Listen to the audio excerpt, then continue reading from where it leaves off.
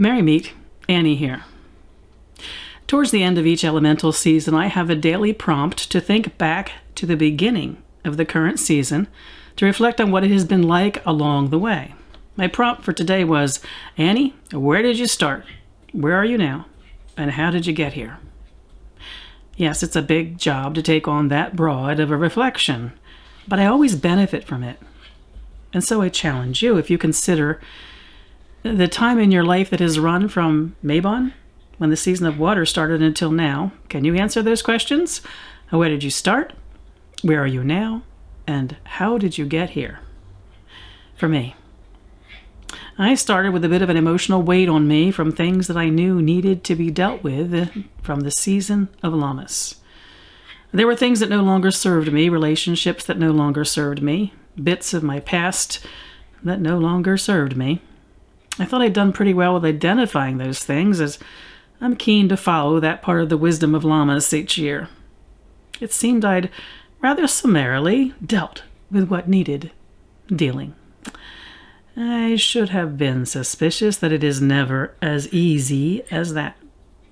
The deeds were done, but there was an undercurrent of emotion that connected me to the deeds, especially the disconnection from some things in my past.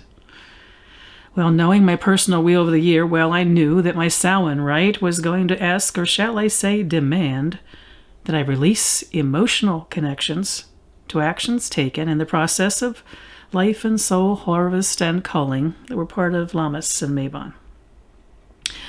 I honestly wanted to get to a healthy place of release of the heavy emotions I was experiencing prior to Samhain, that there was far too much to deal with, and I needed to be with the entire length of the season to get there. So I jumped headlong into the aspect of the season of water that is of emotion and heart and memory. Memory. It was actually quite the tumultuous season of Mabon for me, leading to a very dramatic rite at Samhain. And in keeping with water, the rite was a gushing torrent of release, followed by a calming current of healing. It was like I started the season of water in a whirlpool that kept throwing me back to the same place on the perimeter and then sucking me down into my depths, only to send me spinning to the edge of the flow again. I struggled to get to the depths and stay there, knowing that there was the only place I could face the emotions that I needed to face. The time since Samhain has felt like the picture that introduces this vlog.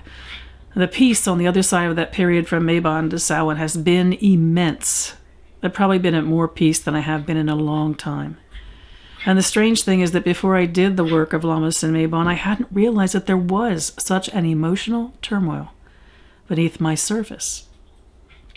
That's where I started from, where it went from there, and where I am now. Each season of water seems to have its own theme for me. Cleansing, transformation, clarity, gratitude, communion. There's a few of my season of water themes that I remember. And peace, very often. It's about peace. This year was all about the heart. Heart hurts, heart healing, and a lot of heart wisdom. And the experience of the last months has brought me back to my favorite place to be in the season of water, that place of peace, mixed with a lot of gratitude. And a bit of amazing synchronicity in the form of the fortune cookie from a dinner earlier this week. Just the bit of tidying up I needed in the event I'd not truly moved on from the draining and yet exhilarating experience of Samhain and the season of water for me this year. My fortune cookie said, "Understand life backwards, but live it forwards."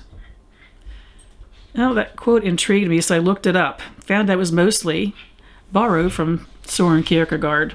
The actual quote from him is, "Life can only be understood backwards, but it must be lived forwards." I get it, season of water. Honest. I get it. I have a PS to this video. I've got to say, it was an interesting season for fortune cookies.